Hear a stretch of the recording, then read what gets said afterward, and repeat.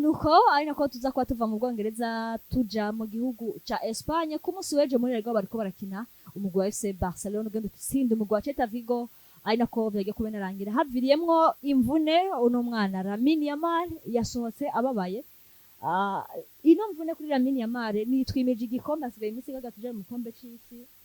Club ubwayo nubwo tuvuga ngo busa nk'itarangiye ariko bisa nk'ivyarangiye kuko amanota 9 n'amata menshi kugira ngo uze wemeza abantu ko bagomba kuba aboyaga abantu babiba bigoye cyane ariko ino mvune kuri Lamine Yamal ishobora gukwega ibibazo bidasanzwe apologize. Yani yari ku munsi w'ejo novuga Barcelona yari yakiriye Celta Vigo mu rugo ku kibuga Spotify Cup no banatsindira n'ico gitsindo novuga nyuma yo kugitsindaza kuba yerekana imvune novuga ko nyamba tubonye imvune kwa Lamine Yamal ibintu ibintu nagiye nsemerera keshi ya dire ndavuga ati nibura uno mwana nivyo ariko akoresha inguvu zishobora kuba zirengera urugero rw'iwiwe kugende no kuri match ariko arakina n'umwanya amaze gukina navuga ngo muri umwaka wa 2025 shira 2026 w'inkino turaza gusanga Lamine Yamal igihe cyose yarakomeye yaraza gakina mu kibuga kandi minota yose akayimara kandi minota yose akayimara rero tinya kuri wa mukinyi nka Lamine Yamal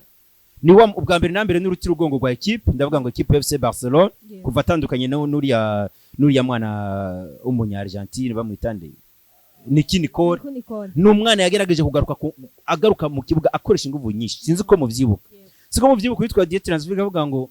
ngiye kugerageza gufasha Lamine Yamal tugaruke ku rwego rwiwe rwiza yakoresheje inguvu zidasanzwe ndetse mu gukoresha za nguvu aza guhura na ya match bica bisaba ko akoresha inguvu nyinshi kugende no ku match yakinye yarakinye za match nka za Paris Saint-Germain ubwo bazitakaje muri Ligue des Champions League stage yarahuye na za Chelsea ari wenyene mu kibuga ubona ko ari wagomba guheka ikipe kuva ngaho aza guhatana muri za Copa del Rey aza kuhangana no muri za El Clasico ni wa mukiza kugendera ku match akomakomeye yose yarayakinye ahubwo no muskino novuga ngo eske umuntu yo kwibaza tukibaza ngo ubwo Lamine Yamal ni gute umumenyereza nka Hansi Flick adashobora kujera umwana muto nka Lamine Yamal nyamba Lamine Yamal yagize ivune ku munsi w'ejo amakosa yose ndashira kwitwa Dieter Hansi Flick uvise ikinyuranyo cy'amanota 9 ugiye gukina uri usumvye amanota usumvye equipe yitwa Real Madrid urazi ko umukinyi wa Lamine Yamal yakoresheje inguvu kuri match ya retour muri UEFA muri reka tuje muri Copa del Rey muri Copa del Rey basezerwa na Atletico de Madrid umwana yitwa Lamine Yamal yahitse equipe mugabiranga arazigarukanye za nguvu kandi kuri Newcastle yakoresheje inguvu nyinshi batsinda ibitsindo bigera kundo match ya retour yakimwe kindare retour yabigera byari bitandatu match retour kuba byari bitandatu match ni kimwe match retour yabaye bitandatu byabaye urakoze cyane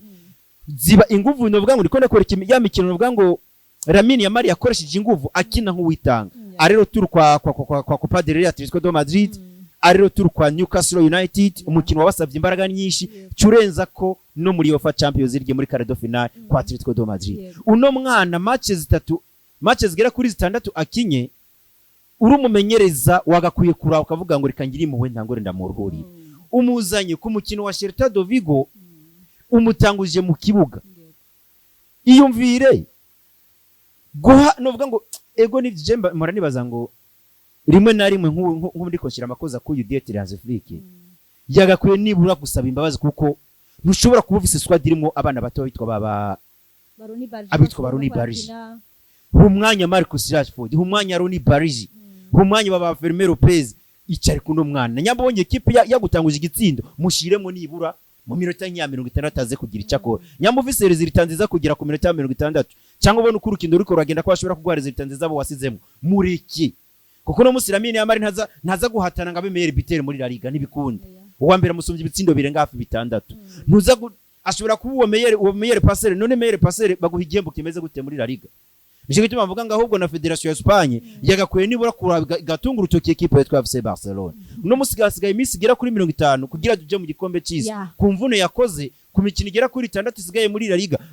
Mundo Deportivo yavyanditse ku munsi w'ejo baravuga ngo ku buryo tubonye Lamine Yamal asohotse n'ibipimo vya mbere byibanze kuko nyamba equipe igira abaganga bari abaganga baba bari ku kibuga barashobora kugutesega baravuga ngo reka turabe tuze kumenya umumenyereza match yeze araza gutanga amakuru ameze gute cyangwa ibinyamakuru biraza kwandika iki iyumvira ikinyamakuru nka Mundo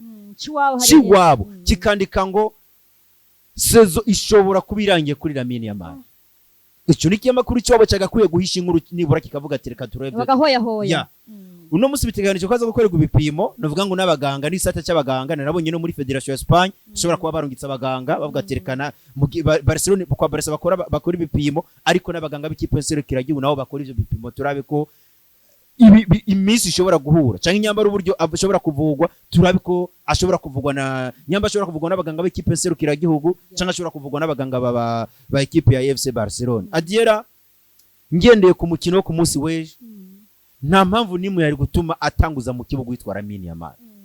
Nyamba wicaritse Marcus Rashford uramwicarika kugira habiki. Ariko apologize nkunze kubona buri yabamenyereza rimwe na rimwe nk'abo kada bita bacangero ari kintu kigoye. Ndibuka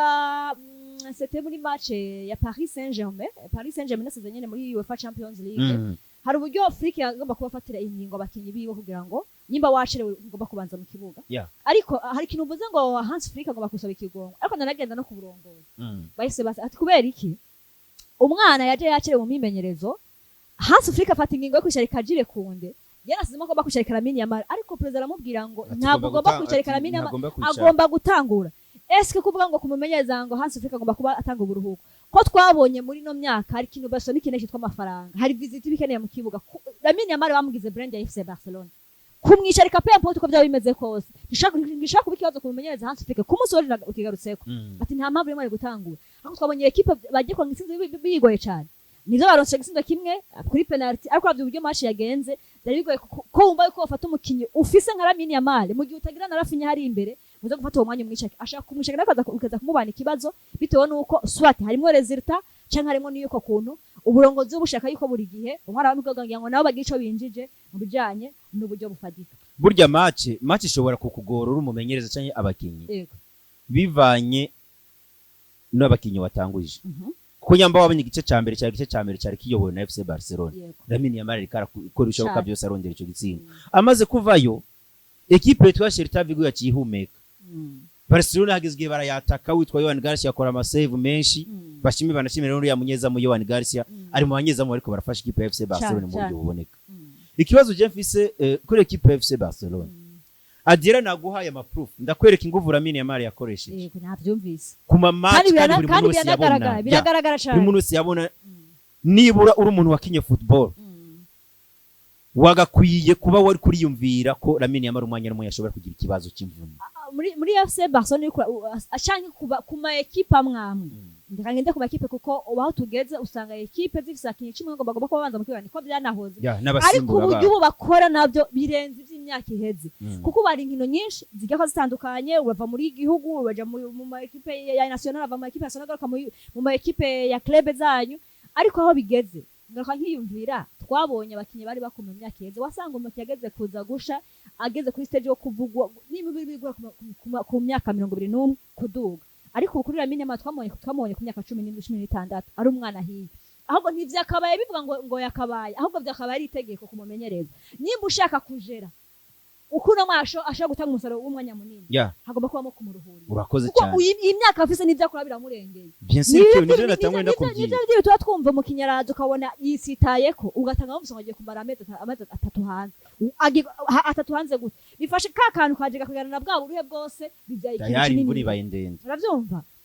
rero kuri FC Barcelona Lamine Yamal gusa ugenda buryo akoresha Pedri kuko Frankie de Jong we yagitangugira imvune kera ahubwo yagiye gukara kaguva hagarukanye aho uyu mumenyereza Hans Flick aje aho ugiye kuraba uburyo Frankie de Jong akora ukora uburyo Barca akora ukora uburyo Lamine Yamal akora meme n'urafinya niyo mpamvu kubwanje mbavuga nti mu gihe bogira ikibazo kuko ni nayo equipe mbara ko yagize utiga umugongo uza gusanga n'ubundi equipe ya FC Barcelona igiye gufinga ahubwo bagize n'amahirwe yuko equipe ibaje kubaga bino bibazo hari ikintu kinini bamaze kubaka kitari buze kwishaneze yaba bakiri kuri course ya 3 points ku manota 3 na Real de Madrid ubuzarafinya Lamine Yamal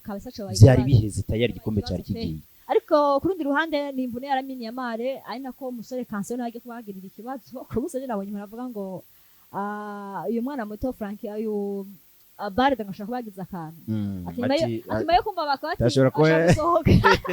yavuze ati reka ndabakantu nkora ariko ngo imvune ya Cancelo ntabwo ikanganye so Mundo Deportivo ndetse n'umutoza yavuze ku munsi weje nyuma y'umukino ati twizera ko kansera ta kibazo gikomeye yagize. Yego. Amakuru twazindutse tubona ku nyamakuru nka za Diario As yemeza ko yitwaye kansero mbere arahari no muri weekend ku mukino bazora na Osasuna. Ariko nivyo kansero byo byari ko ari bibaye ibindi bibazo sinkubesha ko nko gutakaza kansero. Lamine Yamal narafunya tutazi ko azoba yagarutse ku mukino wa El Clasico kuko no muzgi uravye amafiki cyazi basigaranye kwa Barcelona barakina muri weekend igenekerezo azori igenekerezo rya kabiri ryo kwezi kwa gatanu bakine na Osasuna hama igenekerezo rya 10 bakina mu mukino wa El Clasico.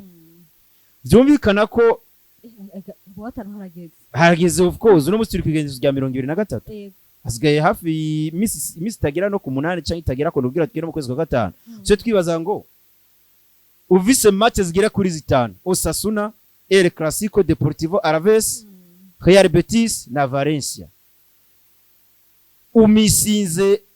match nkizi nka Lamine Yamal. Nabunye hari amakuru avuga ko ashobora kumara no vuga ngindwi zigera kuri zitanu. Indwi zigera kuri zitanu ni hafi ukwezi n'inusu.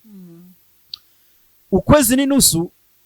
ego nivyo champion ishobora kurangira ataguye kugaruka kwa equipe ya FC Barcelona meme bagatwara nico gikombe ari kumenye ngo kuri equipe nserukiragihugu ya Espagne hazoba hari ibibazo bikomeye cyane. Equipe nserukiragihugu zizoba zifise ya mikino ya kivandimwe zoba zigiye muri mikino ya kivandimwe kugira zitegure igikombe cy'isi.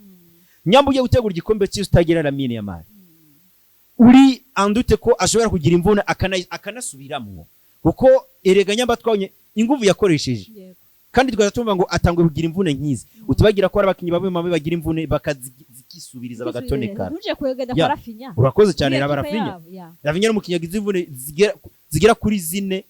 yamvune nyene muri sezimwe. So kujyari rero novuga ko kuri equipe ya FC Barcelona ntabwo novuga ko ari bibazo bikomeye cyane kuko wanabivuze ati hari kinyuranyo cy'amanota 9 no munsi birasaba gutsinda imikino 3 bikurikiranya mabagatora ico gikombe. Rero nobona ko Deterrence Flick ikintu cyo gukora no munsi nukubwira abakinya ati mwebwe mugomba kwiga gukina Lamine Yamal. Nabonye naco ari ikintu kimwe gishobora kugorana ababonye ku munsi weje asohotse baci bayibona direct. Impamvu kinagoye gendera kuva sedetanguye ni wagati ajya hari kipe yarasufa kiba ari kibazo gikomeye cyane kiba kibazo gikomeye cyane yaza yuko uko biri kose hari ico bakoze babaye banyakinga kare kushanwa ari amanota byatanga umutekano uhagije ku buryo bwagati nubwo twomubura biragoye ko bona Barcelona takaza imeza tuzikurikiranye biragoye cyane ko byagenda kose biragoye bashobora gutakaza El Clasico ariko byo biri bisazo ikambazo bagitwaye kamazo bagitwaye gikuru ni gikombereka Imana ikura ko cyava umugani wawe cyane nuko rero tuganire byinshi cyane ko kuri no munsi ubona yuko muri La Liga inkino ziza kuba zinabandanya. Levante gece isaha imwe iza kuba yakira umugwi wa Sevilla mu gihe Rayo Vallecano gece isaha 2 yakira umugwi wa Espanyol Barcelona. Real Oviedo gece isaha 3:30 irakira umugwi wa Villarreal. Nuko biza kuba byifashe muri La Liga. Reka rero ndabashimisha ndetse ndatumirira gukurikirana ibiganiro byacu Bingo Sport bica kuri Black Media bicaho buri munsi bwa ku munsi wa gatanu tubabwire bivuga mu isi ya sport. Utaravye ikiganiro ushaka kumupartage kugira ngo nawe ashobora kuba yumva mbega nibikivuga kwa FC Barcelona mbega nibiki bivugwa muri equipe ya Chelsea. Wakoze cyane, apologize. Ndagushimire cyane Adiera, shimire bari kubadukurikirana ku rubuga rwacu rwa YouTube Black Media. Bakomeze kugubwa neza mu byanyu no mu byabo no mu babo. Mukomeze kugira ibihe byiza twe naho ku munsi wejo. Ciao ciao.